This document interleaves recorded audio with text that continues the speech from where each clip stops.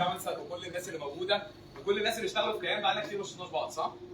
قد ايه؟ كتير قوي؟ كتير قوي كتير برضه عايز بس اشكر كوتش دينا بالاخص. محدش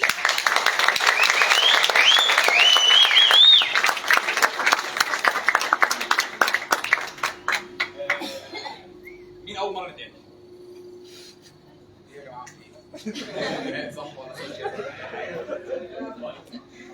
انا معاكم على مدينه اسكندريه من الاخر. انا ساكن هنا يا جماعه في الشارع، مش موضوع جنب بس انا جنب جيران يعني. انا مخلص جامعه مدينه اسكندريه، بشتغل في المجال العظيم ده والصناعه العظيمه دي من اوائل 2012، وكنت من الناس المحظوظه اللي انا بدات فيها في التوقيت ده والوقت ده، واتعلمت الصناعه اصلها ايه قبل ازدهار الاونلاين، مواقع التواصل الاجتماعي، ازاي نبيع اونلاين، شويه الحاجات اللذيذه اللي ساعدتنا على البيع وساعدتنا على الساين ابس ونمو الشبكات. ولكن في نفس التوقيت افتكر في وقت من الاوقات في 2014 كنت قاعد مع حد من عمالقه المجال ده، وكان بيتكلم معايا بيقول لي الحاجه بمعنى ان البيزنس بتاعنا يبدا يشتغل كاونلاين او شاتنج، ده معناه ايه؟ قلت له يا كوتش معناه ايه؟ قال لي معناه ان انت لما تبعت لواحد مسج او يبعت لك مسج والنت يعلق وتتاخر في الرد، دي توصيل مسج ثانيه خالص. يعني دي لوحدها تعمل حاجه بينك وبين الاونلاين او بينك وبين المرشح مختلفه خالص. بص البعد في موضوع ريليشن شيب بزنس، يعني بزنس علاقات اجتماعيه. البزنس مبني كله على حاجه اسمها الثقه، وده اصل البيع المباشر.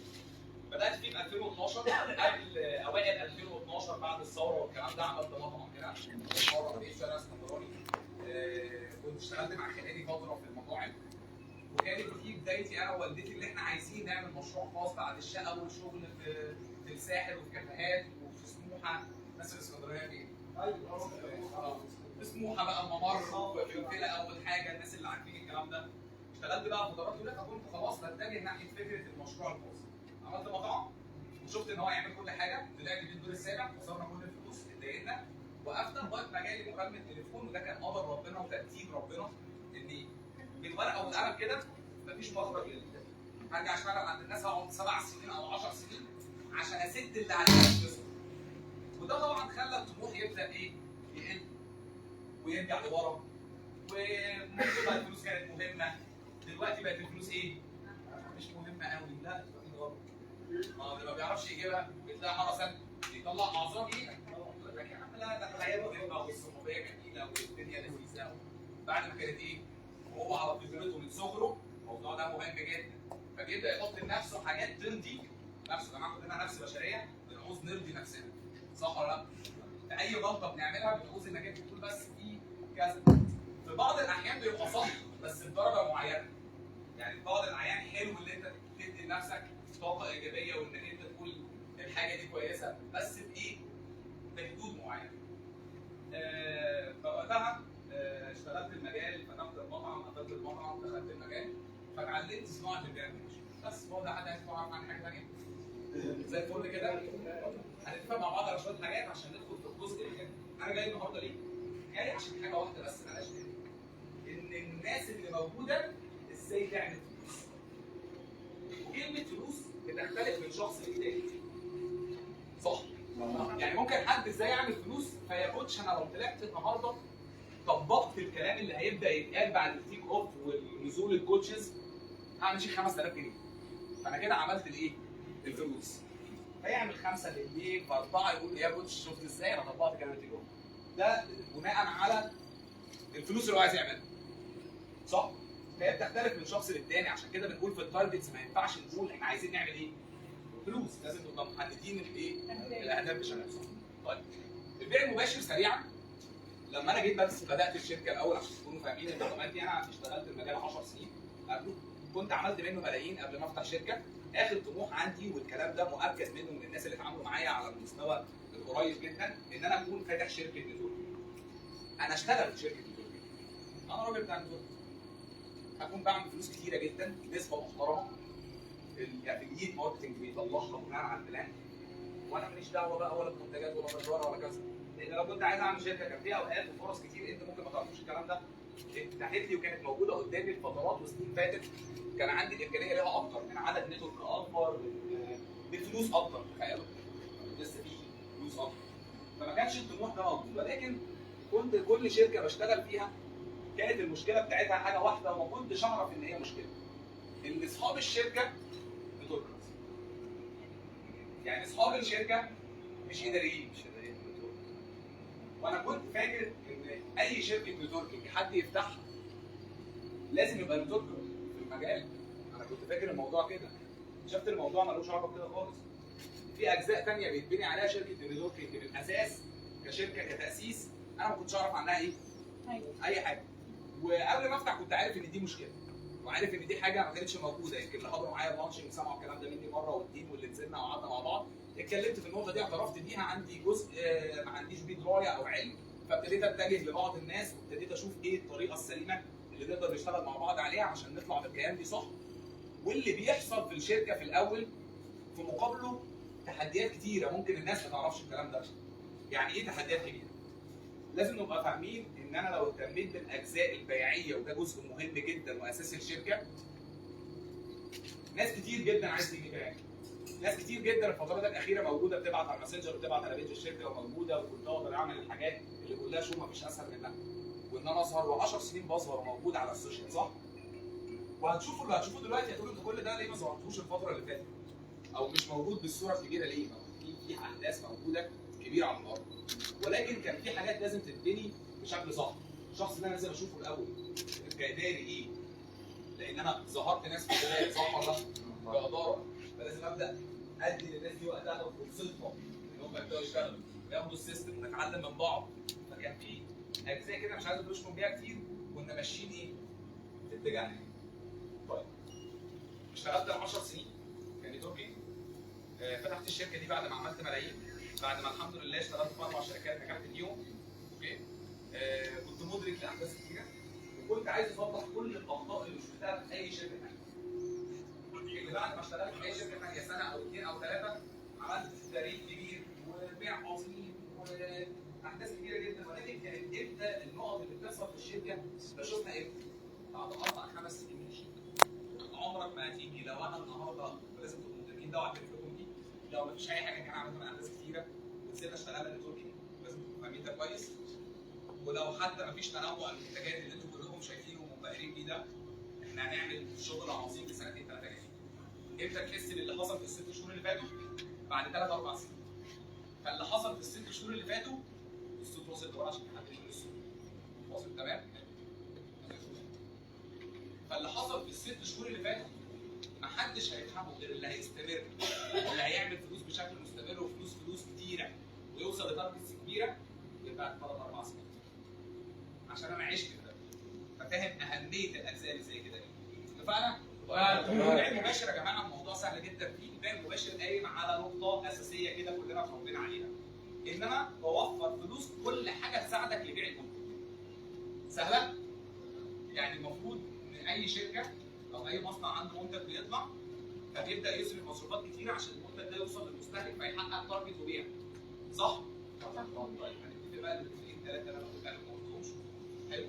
اول حاجه انا بحب لما نيجي نتكلم مع بعض. تمام؟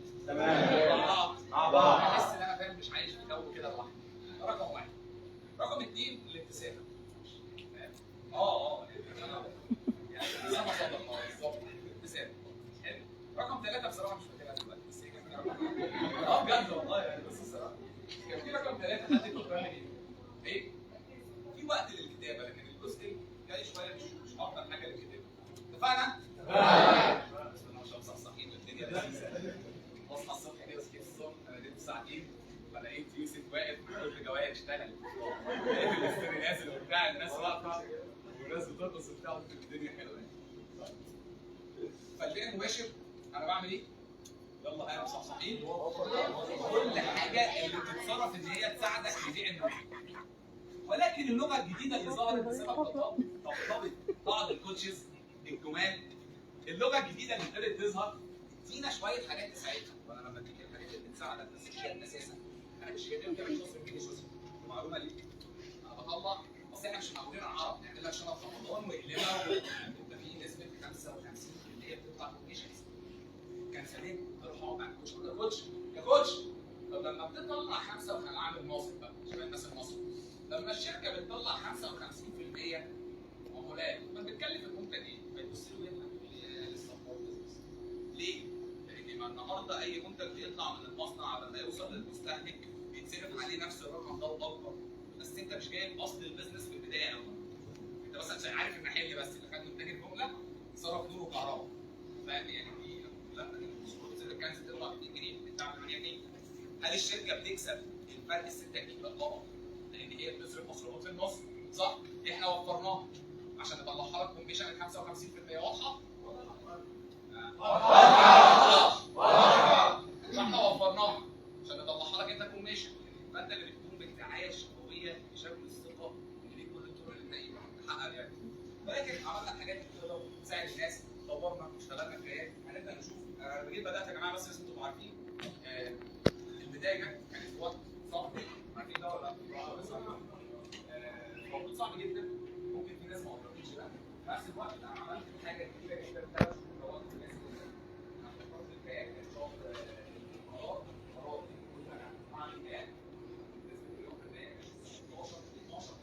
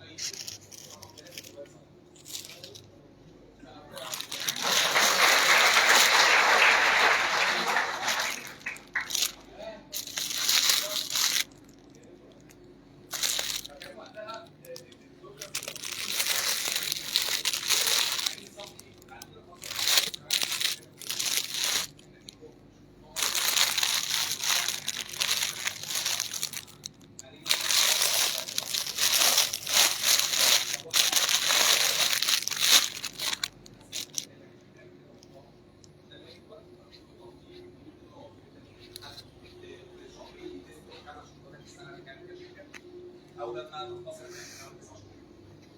يا اما ووقتها الدوكرز القدام هيكونوا بطلوا شغل او هيكون ايديهم وقفت.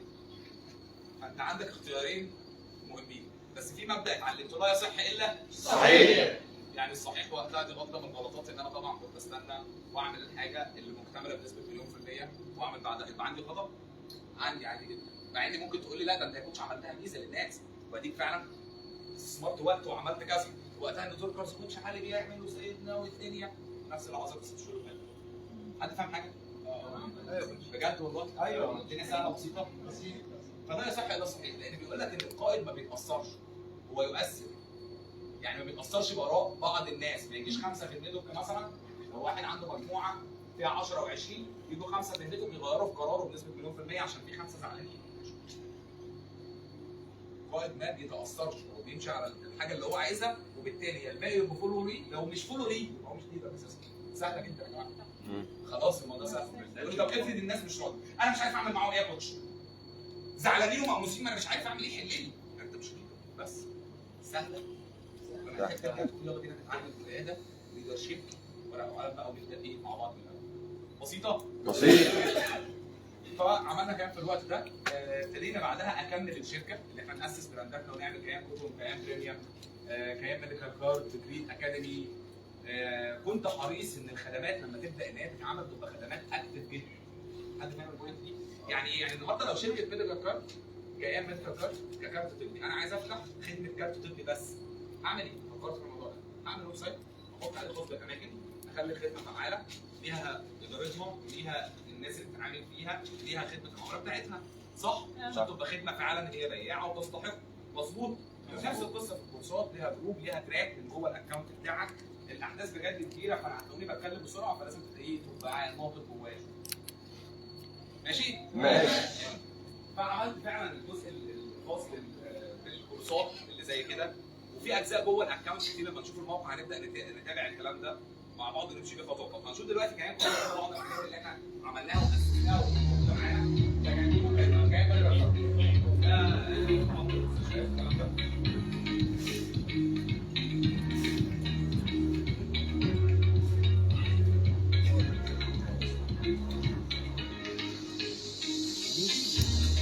دي الاماكن بتاعتنا اللي احنا متواصلين معاها فعلا. دي الاماكن بتاعتنا.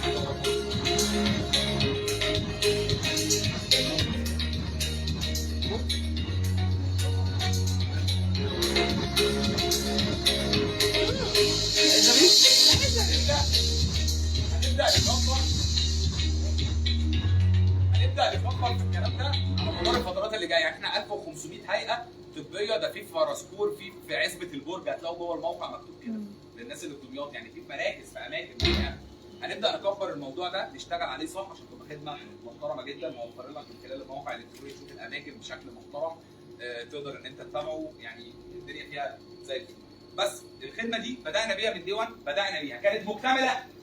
لا. ناقصها الاماكن اللي على الويب سايت، ناقصها تخطيط، ناقصها ان انا اجيب حد يبقى مسؤول عنها. الحد ده مصدر ثقه ولا لا؟ طب ايه رؤيتي؟ طب هنكمل ازاي مع بعض؟ طب ايه اللي هو بيضيفه لي اللي انا اتعلم؟ دي نقطه مهمه قوي يا جماعه. اللي فاكر ان في حد بيفتح حاجه مهما كان حتى خطته لو واخد ايه، ما بيتعلمش من الممارسه، من الناس اللي بتشتغل معاك. انتوا فاهمين الموضوع غلط. تتعلم من الناس اللي بتشتغل معاك، صح؟ صح. ده اساسي. طيب لان هيبقى عندهم معلومات هي مش موجوده عندك، حتى لو انت بص حد بروفيشنال لازم تفضل على طول مهتم بفكره التعليم، ما توقفش تعليم. عملنا كيان كوتون اللي اشتغلنا مع احمد نصر اللي جاب لانشنج. ثواني يا محمد. احمد نصر اللي جاب لانشنج. الحمد لله يا جماعه انا بقيت خبير ملابس، دي حاجه للاسف. للاسف. ليه؟ لان مش بياع ملابس. حد يعرف انا بياع ملابس؟ بجد؟ هو سوري يعني مش عارف كان ليه حد بيقول مصنع او حد بيقول ملابس ومش عارف ايه وقصص زي كده وبتاع. فانا مش بياع ملابس. المهم اشتغلنا على كيان كوتون. احنا جبنا خامات شتوي اكتر من مصنع، واخدنا معاهم. عندنا تصنيعنا للسنه الجايه، للسنه اللي جايه. احنا حاطين منتجات بارقام وارقام كبيره جدا جدا لازم تبقوا عارفينها. كوتش دي لما كانت بتقول اللي جاي فلوس وبتاع ومش عارف ايه وبتاع، فكرت كده وانا واقف ورا الشخص بقى اللي لسه مش متعلم نتوركينج هيكون كده بفكر في الموضوع ازاي. اللي لسه مش متعلم ايه؟ نتوركينج. يعني مش انا عايز افهم. بص ايه انا رصيدي اكس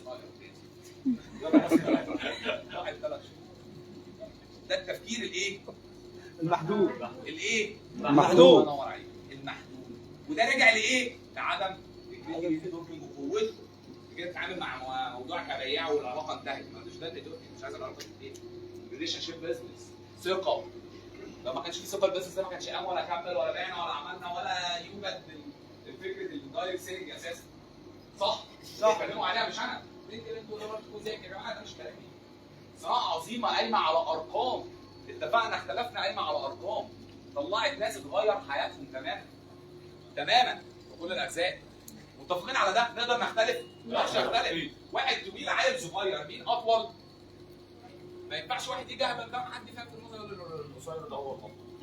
ليه؟ عشان معقد نفسيا. هو الأطول. خلقت لاعتقد. هو المطلوب. عشان مش عاجبني المكان والراجل اللي موجود ده، فاهم؟ هو المطلوب. عارف انت الناس اللي زي كده؟ انا كنت كده بصراحه. بحضر اي مؤتمر يجي الكوتش وجاي حد مقدمه تقديمه جامده قوي، انا قاعد ايه يعني؟ مين يعني؟ في التاريخ فاهم؟ فانسى كل اللي بيقولوا والمعلومات اللي عنده والفلوس اللي بتتعمل وكل حاجه، واركز في ايه شويه الحاجات اللي انا المفروض اغسل فيها نفسي نفسيا. ده اقسم بالله مش تريقه على نفسي، ده الحقيقه اللي بعترف بيها. ارقام بجد يا جماعه، ده البشر، خلينا صراحه مع بعض عشان نعرف نتعلم. ايوه انا كده. انت لو عديت ده بصوا ازاي اعتراف بدايه التصنيف. ايوه الساعه احنا اغلبنا كبشر كده يا جماعه، احنا بشر. ايوه فاهمين النقطه دي؟ احنا بشر. انا ما شرحتش يا جماعه، احنا بشر. اتفضل. طيب تمام، مش عايزين بقى ايه كلام، احنا بشر صح؟ طيب عملنا كلام كتب سريعا كده. يلا بصوا الاطفال دول ازاي.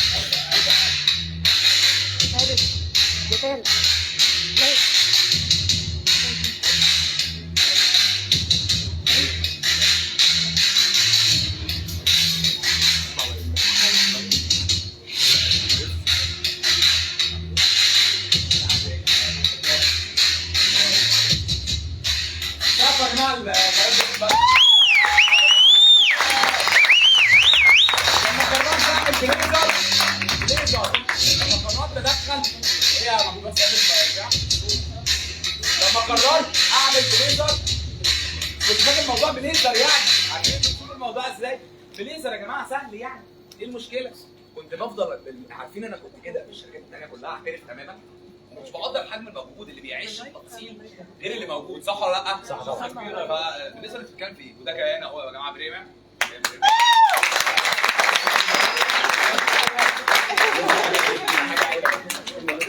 عملنا برضه كيان. انا ودي جنبي هنا الصوت سوا.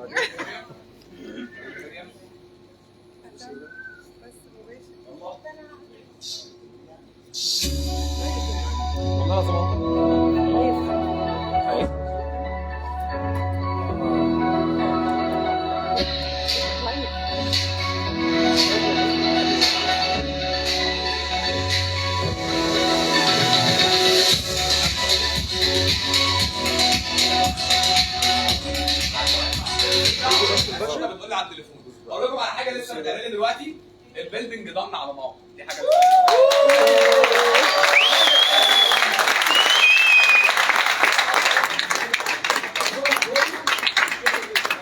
عايز تحيه قويه للمبرمجين اللي سامعينكم دلوقتي اللي هم مش عارفين.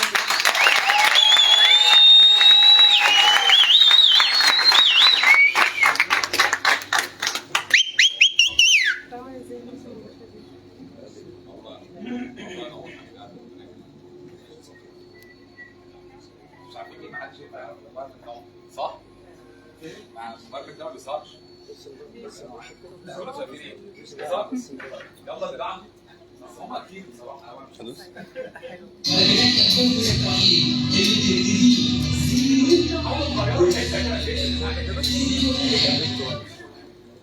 كده انا بسجل ولا ايه؟ يا جماعه في نقطه ثانيه. كده انا بسجل؟ ثواني عشان الاغنيه قوموا بس اقفوا عشان الاغنيه كانت هتشتغل. الصوت الجديد مش عارفاش على فكره. اه شغال اهو. يلا بقى عايز ايه؟ هتسمعوا حاجات كل حاجه معنى في الاغنيه دي احنا تعبنا فيها قوي. تعبنا فيها قوي. يلا بينا. تعبنا فيها قوي. عايز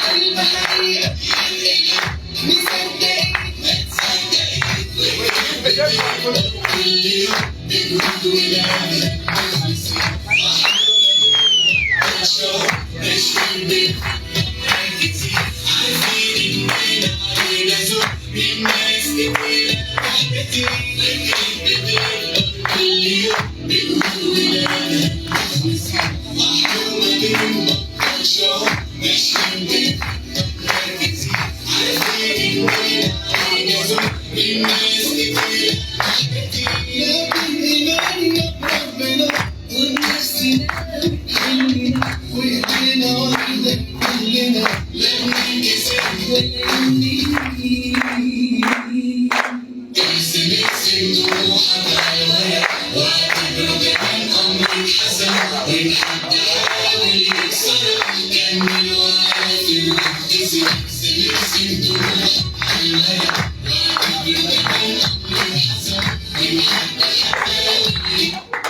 يا جماعه اقول لكم حاجه التفاصيل الصغيره اللي بجد يا جماعه انا محتاج ايام، محتاجكم اسبوع عشان اوضحها لكم.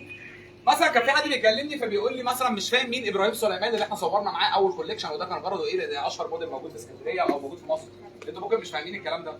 وصلت؟ ده كان ليه غرض كبير جدا، زي بالظبط كده الاطفال اللي صوروا معانا ايه اللي حصل؟ مين بعت لمين يا مارينا؟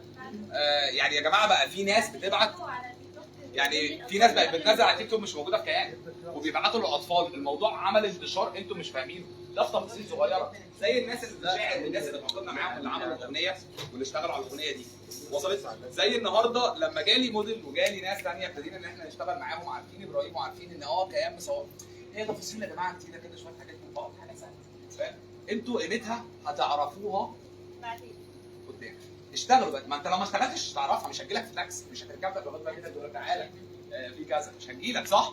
حلو. عايز تحيه قويه جدا لعبد الغني الموديل اللي تعب معانا واشتغل وفعلا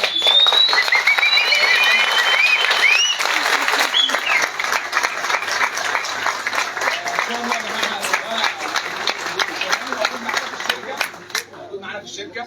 هو كان لاقي عليه كلاسيك وده اللي لسه طالع تحتهم. ده كيان برضه، ده كيان ولا لا؟ كيان طبعا. ده سيدي ده عمى الوان اقسم بالله مش متخيلين. ده حوار لوحده خد له اسبوع. انتوا بتتعاملوا مع الشهر والشهرين، ده الالوان خدت اسبوع مثلا. ده طيب عبد الغني بجد انا يعني تقديمتي ليه او اللي هو يطلع معانا، لان هو اللي هيكون موجود كترند للشركه بعد كده. اوكي نكبر مع بعض. انا واحد ما بحبش اشتغل بالقطع، بحب اشتغل مع حد نكبر مع بعض، يحس ان المكان ده مكانه، مش تعالى ده موديل ناخد نصور بتاع الكلام ده غلط. الراجل بيشتغل من قلبه وهو اللي هنكبر مع بعض ان شاء الله الفترات اللي جايه. فعايزكم تشكروه جدا على المجهود صراحه.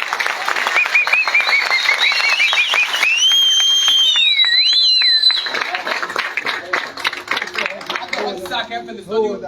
قعدنا لغايه الساعه 1 بالليل نسى حاجات، جه تاني يوم ده استوديو نصورها انتوا تستقبلوا بالمره. فاهم؟ يعني في حاجات نسيناها جه اصورها تاني، نسينا تاني جه اصورها كل مره. في حوارات كتير. فشكرا ليك يعني الف شكر يعني. طيب عندنا بقى ايه؟ جزء تاني. احنا كل الحاجات بتاعتنا اكشن على الارض صح ولا لا؟ يعني كله ضنك، مفيش حاجه احنا بنقول لسه هنعملها نسوق فيها نبيع فيها الجو حاجه ولا انتوا ايه؟ ولا كنت عشان خاطر ان انا اضحك عليكم من الشهور اللي لا في ناس بتحب كده فاهم غلط واعرف اعمل سايلنس على حس ده. اشتغل الشهور اللي فاتت تحس حاجات كتيره وانطلاقات كتيره واعمل نصها ونص لا. ما علينا من الموضوع ده. عندنا كيان قول لنا كلام شعبي شويه. ده شعبي والله انا بقول انجلش. ايوه برافو والله شعبي كده.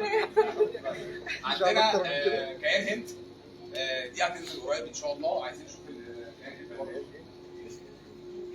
كيان هند ده عارفين هند يعني ايه؟ لا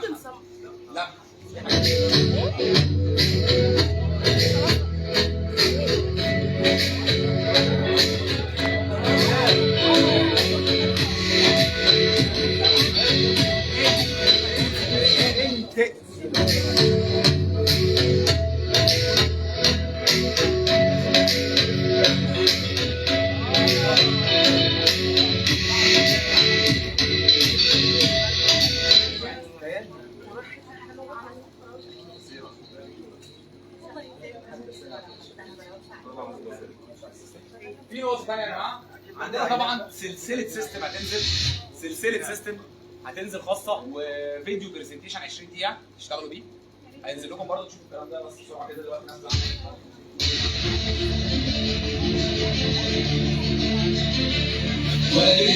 عايزين حاجات حاجات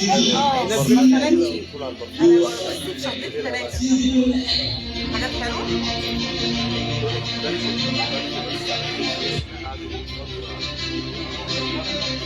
شاء الله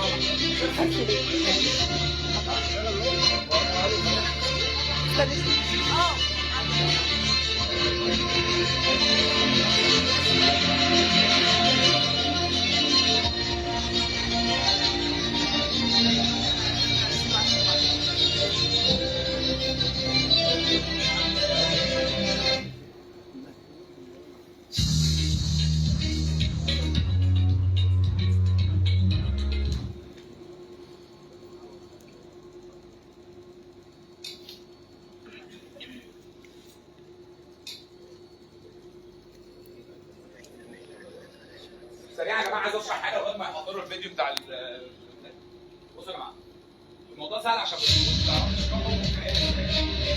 احنا عندنا حاجه اسمها كيان دي الاساس اوكي كده؟ كيان طالع منها هو كيان بريميوم كيان كله حاجات وطي شويه بس. عندنا كريت اللي بتماركت للاربع براندات دول سهله؟ يبقى الاربعه دول ما لهمش دعوه بكريت، يعني ما ينفعش حد يروح يتكلم مع الكوتشز او معايا لان انا ام دي اوف كريد اورجانيزيشن. يعني انا ماليش دعوه بالاربع براندات دول عشان ما حدش يقابلني في السوق الفتره الجايه يقول لي الخريطه دي فاهم؟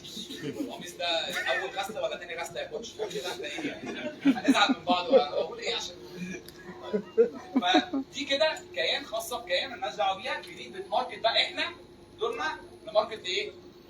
للاربع حاجات دول. طب نعمل دعايه عليه. ركزوا بقى نقف عند هنا. جينا بكره الصبح قررنا نشيل الخمس حاجات دول، هم خمسه. جينا قررنا نشيل الخمس حاجات دول ونحط خمس حاجات تانيين. هيفرق معانا في حاجه؟ اللي بيبيع منتج عشان بيحبه ولا عشان يكسب منه؟ عشان يعمل بزنس منه. وصلت كده ولا لا؟ يعني انا ماليش علاقه، مش مثلا دي معشوقتي حبيبتي ماليش علاقه، عادي اشيلها ونحط حاجه ثانيه. اتفقنا كده؟ تمام. مالناش دعوه بالمنتجات. طيب بعد كريد في ثلاث حاجات بيخدموا كل الاورجنايزيشن دي كلها اللي هي كيان هيلب يو، وده جزء يعني ان شاء الله باذن الله نعرف نعمل فيه حاجه محترمه. عندنا بعده كيان ميديا هاوس. مش بتصور فيك يعني. عندنا كيان ميديا هاوس دي خاصه بالسوشيال، وهنشوف الموضوع ازاي. الناس لما جم الشركه امبارح لقوا 2 ديزاينر قاعدين كده على لابتوبات وبيطلعوا فيديوهات كتير وحاجات كتير. فين الكلام ده سوشيال؟ صح؟ صح. حاجات كتيره جدا واحداث كتيره، الكلام ده ينزل بالطريقه الصح وفي الوقت الصح. طيب عندنا اخر حاجه كيان كاستمر سيرفيس اللي هي خدمه العملاء اللي هم مش بيشتغلوا عندنا، بيشتغلوا معانا. عارف ليه؟ طيب لو جه النهارده رامي قال لي دول بيشتغلوا عندنا، يبقى معنى كده ان رامي ده بالنسبه لي يبقى ايه؟ عميل؟ هل رامي عميل؟ هل رامي اللي بيني وبينه سلعه وخدمه ومع السلامه؟ لا. يبقى معنى كده ان تعامل رامي مع خدمه العملاء المشروع بتاعي. بصوا الفرق. فلما باجي ارجع ليهم لمشكله عشان نحلها مع بعض مش شغالين عند بعض. الكلام ده لما تكون انت فوقيه فاهم انا عايز خدمه مع السلامه. احنا بقى حد بيقول لك في البرزنتيشن تصدق ما كناش 20 ساعه موجودين متجمعين. الاداره اللي موجوده فوق البروفيشنال. فوق البروفيشنال، والكلمه دي اقولها بمنتهى الثقه. الناس ممشيه كل حاجه في الشركه ومنتهى السيستم وحاجات انا اتعلمتها منهم بشكل مش طبيعي. مارينا بتنزل ميعادها كان الساعه 11 الصبح المفروض تمشي 7. مارينا بتنزل 9 تمشي 12. ده فاشل اللي اغلب الناس ماشيه بيه بس مالناش علاقه صح؟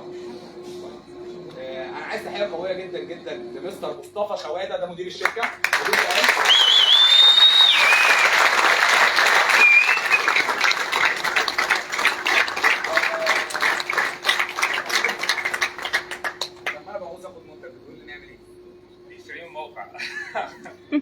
حقنا ولا مش حقنا يا جماعه؟ بجد في يعني الموضوع فعلا بجد الفتره اللي فاتت دي فعلا كاداره تعبنا جدا. مستر علي فعليا كان في ايام بجد الراجل ده بقى مستر علي فاهم مش كوتش علي فاهم الموضوع ايوه الموضوع فعلا الفتره اللي فاتت دي احنا فعلا ما كناش موجودين. كوتش علي بقى عشان ما تزعلوش مني يعني. لا كوتش علي ما كانش قادر ان هو يكون متواجد معاكم في الماركت لان هو فعلا كان مركز قوي في موضوع ان انا امنكم كاوت سايد يكون قوي جدا يستحمل ان هو اي حد بقى عايز يهزر معانا. فده اوريدي خلاص ما بقاش مسموح اصلا.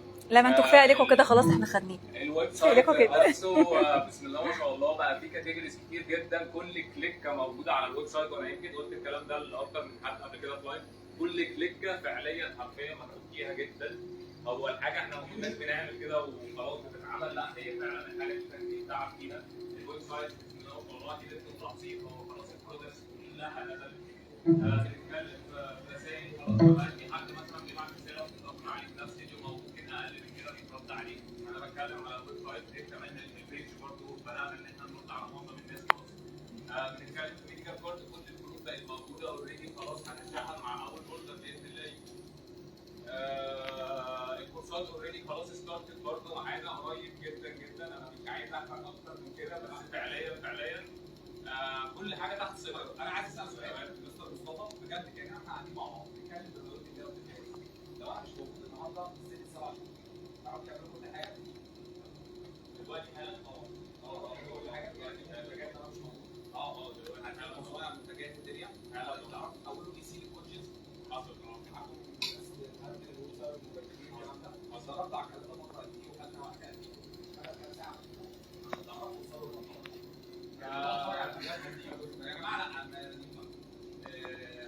في حد ارحب بيه الشخص بتاعي معايا جدا جدا جدا وحد عايز يتعلم وحد اكتف جدا ويعلم ربنا فعلا حد اسلوبه يعني محترم جدا. هي طبعا بتبقى خلاص كده فاهم ازاي انا جاي بصراحه النهارده بنشتغل من 9 ل 12 انا ما كنتش عارف بقى اللي هو توماس خلاص كده بقى توماس عارف ان احنا بنضغط فبجد شارك ضغط في حاجات كتيره جدا جدا. عايز ارحب مارينا دي الاسيست بتاعتي عايز تعقيب قوي جدا.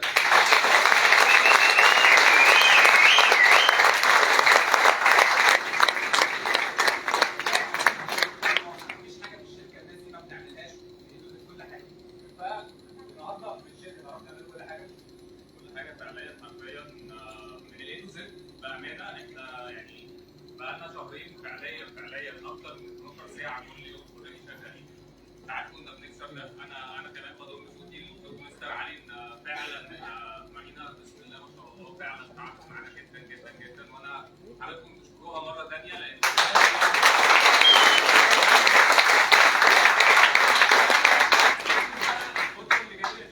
يكون في اي حد قلقان من اي حاجه بالنسبه للسيستم بغض النظر ان الكوتش علي كان موضح ان ده مش هو الاساس بتاعنا بس خلاص الموضوع ازاي تحسوا بيه يا يا جماعه الاحساس باللي انا بقوله ده هيفرق مليون في المية لما تكون بتعمل فلوس. هتفهم يعني ايه النهارده السقفه اللي انت حضرتك بتسقفها دلوقتي لاستاذه مارينا.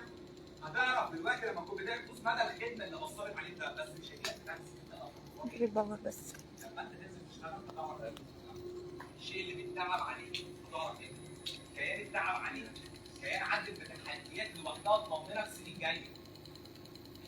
هوب ده مش موجود في مكان بعيد هوب ده كمان ايه يا عم ايه بعد وهوب ايه يا جماعه بعد كده عدت ايه اللي عدى غير 6 7 سنين عدى بكام التحديات بس ممكن عدم الفوق او عدم ادراكك بكده عدم ممارسه عارف بس لما اقيم المال اللي بحطه واشتغل هسألكم سؤال بسيط اقول لكم دايركت مش انا ايه في كريتيف اورجانيزيشن اقول لكم يفتح شركه مبنيه على ان انا عايز افتح شركه او عايز يكون ايه وصلت فقررت افتح شركه عملت كده نتورك مظبوطه عملت لي 20000 جنيه وقلت الموضوع شويه ايه عباره عن ايه بوش الكتروني رحت عملته ب 20 30000 جنيه فمجرد ما جه واحد هزر معايا قال لي ايه ده عايز يبقى ايه عارف هيعمل ايه طبيعي الموضوع اول ما يفتح هتقول له تصور ويعمل نقطه ازاي هو انا مش على فكره مش هقدر اتكلم ده بس ركزوا معايا